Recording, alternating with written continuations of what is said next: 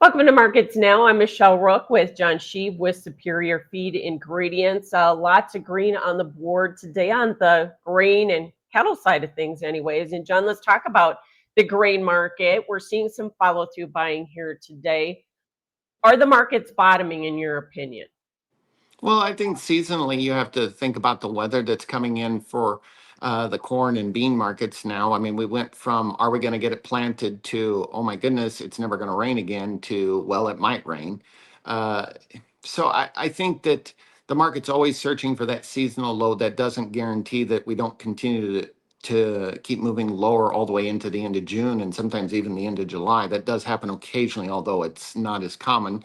Usually we should go slightly higher into at least the middle of June, if not maybe towards the end until that July 4th weekend. And we get to see that 10-day forecast on the 4th of July, and we can see all the way to the middle of the pollination period, and we can see if there's going to be any problems during pollination. Yeah, and with the recent rains that we had in winter wheat country, as well as favorable rains in even the western corn belt for this corn crop, obviously we don't have a weather threat, but we did see crop ratings drop a little bit on the wheat yesterday. My question to you is, in the wheat market, does it have to lead? And is this just short covering, or are we putting in weather premium there finally?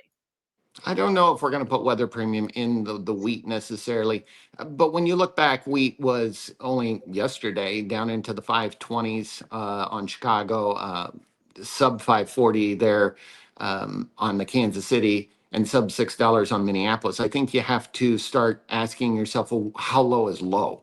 Can we really drop below $5 on Chicago wheat? Possibly, but boy, that would certainly be a buy down there. But are we going to go back to $6? I think that's a stretch to think that that's going to happen. For a very long time here, wheat has wanted to range between 540 and $6, and we're we're trying to work just back to that 540 level and put it in there. Is 575 a target to have in mind? I mean, sure, I'd like to see it go there. I think it struggles. You know, I've always been told wheat has 9 lives, and every time you count it down, it always manages to find its way back. Okay, so you don't think there's any reason to put weather premium in either from a US or even a global standpoint?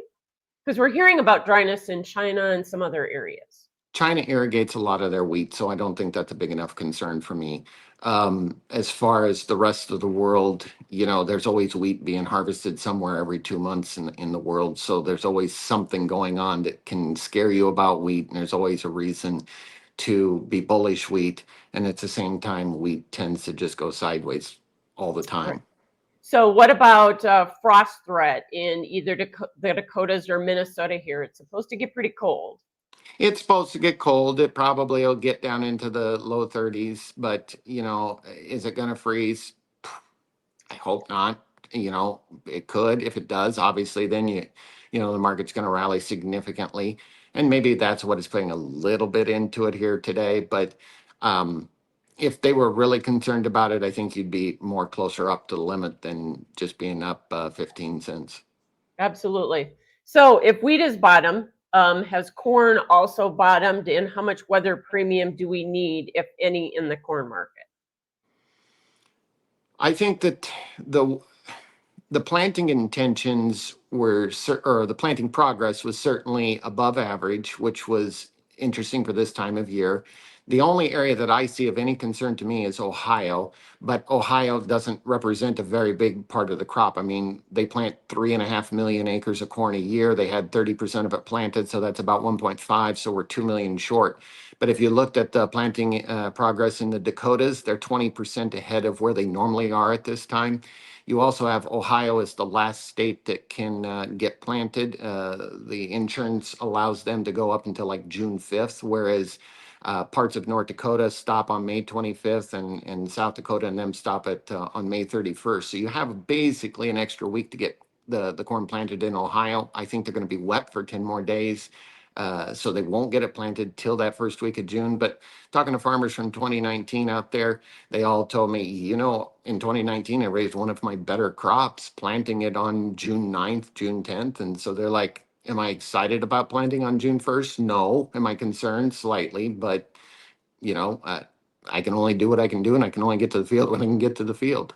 Yeah. Do you get any PP down in the southeastern area where it has been so wet? Yeah, a little, but again, it's not a significant portion of, Ohio alone is like the eighth biggest state for producing corn. I mean, Kentucky is going to fall into double digits, so it's not a huge area. Do we get some down there? Sure, but you're not going to have much in the Dakotas, if any, because I mean, it's been dry for 10 days. Everybody got it planted. I mean, the the crop got in. If you didn't get in, I mean, I think you're going to have a hard time applying for PP when all your neighbors got it in. Gotcha. Gotcha. Okay. So if the corn market at least is trying to find a bottom, how much upside is there? That will all depend upon what the rain looks like over the next month. I mean, upside potential is anything. But realistically, assuming normal, a 20-cent pop here would not surprise me at all. It would, and it would be welcome. But the problem is, if we're going to plant all these acres, or if we did get this many acres planted, we still have a big concern about um, too much grain coming this year. The other thing that really concerns me is in that May report, we dropped the carry out on the corn crop, saying that the crop is smaller from this previous crop year, and the market goes down on that news. To Right. me, that and the spread collapse between old crop and new crop, that's not a bullish scenario. That's suggesting that there's way more corn out in the market than maybe we've been led to believe.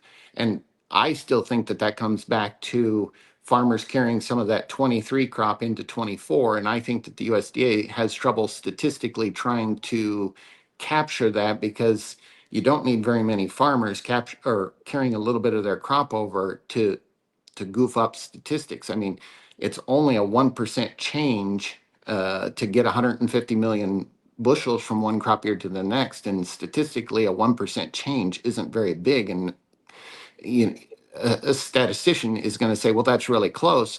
But for the market, they're going to say that's incredibly huge and that's going to change prices by 30, 40, 50 cents a bushel.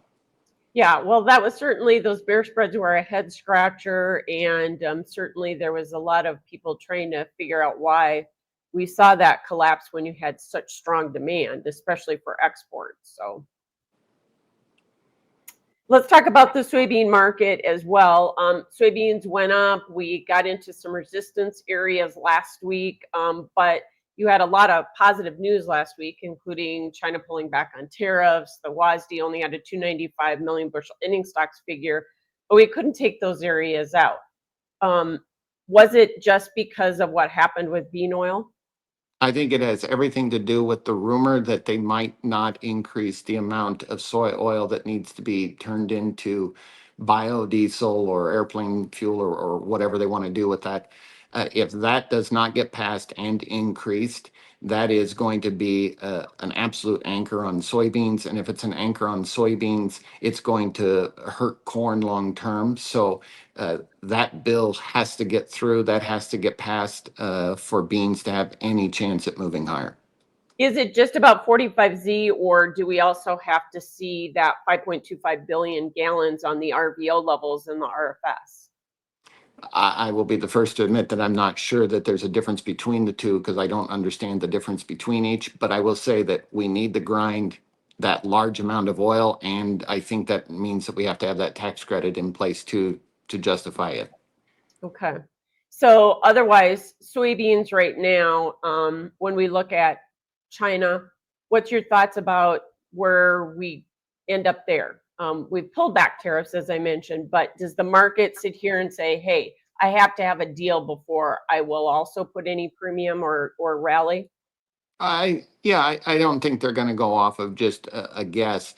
The problem is there's only really two countries that produce soybeans in the world, and that's the U.S. and Brazil. And so there's only so much world demand, whether we're the whether we're the producer or Brazil's the producer, whether China comes to the US to buy it, somebody's going to have to buy it from Brazil. So ultimately, there's only so much supply, there's only so much demand. It's just who's the buyer and who's the seller on it is it's about the only difference. And our biggest concern long term would be that Brazil can expand acres and keep being the exporter of choice. That's why we have to get back and make sure that we get all of ours domestically crushed so that we don't even have to worry about an export market anymore and we can just be the makers of the bio fuels and renewables, and to get that product so we don't have to worry about an export and be hinged upon politics around the world. Speaking of exports, we have a lot of trade deals that we're working on. Is the market going to pop after we see some of those details come out, you think? Well, it'll depend what those details are, and if they are actually in favor of anything, and if it's going to help any one commodity. I just read this morning that they're working on potatoes with Japan. Well, that isn't going to necessarily help the corn market, but it might help the potato farmer a lot. So it will totally depend which crop is getting, or which commodity is getting uh, help from a deal, from a trade deal. Well, and we need some sales. We need actual sales to happen here to really pop the market, don't we? Absolutely. And that's obviously a long-term thing, is can we keep them going? Will we keep the demand as strong as we would like? I mean, the USDA put in a huge export number for next year. It's the largest they've ever started with in the beginning of the year. We are currently on pace to be at the I think the second largest ever export amount. So that's all positive. We just need to keep going, and it'd be nice if we can expand. And the one thing we are getting some help with there is that Brazil is turning into grinding more corn for ethanol, which means more of theirs will stay domestic. So that does help us if we do grow more corn here this year, that we might have an outlet where we can pick up some of their lost demand, because they're going to grind it into ethanol. That's right. I've seen lots of stories about that. So, any last advice that you have for producers here as we kind of get into the early part of this growing season? The prices are going to go up 75% of the time. You're going to see the high occur before the 4th of July. You won't want to sell because you won't be convinced that the crop is going to be there, but 75% of the time it is, and you've got to be ready to make some sales into that, especially if we can get up anywhere near that $5 mark. All right. Thanks so much, John Scheve, joining us with Superior Feed Ingredients. That is Markets Now.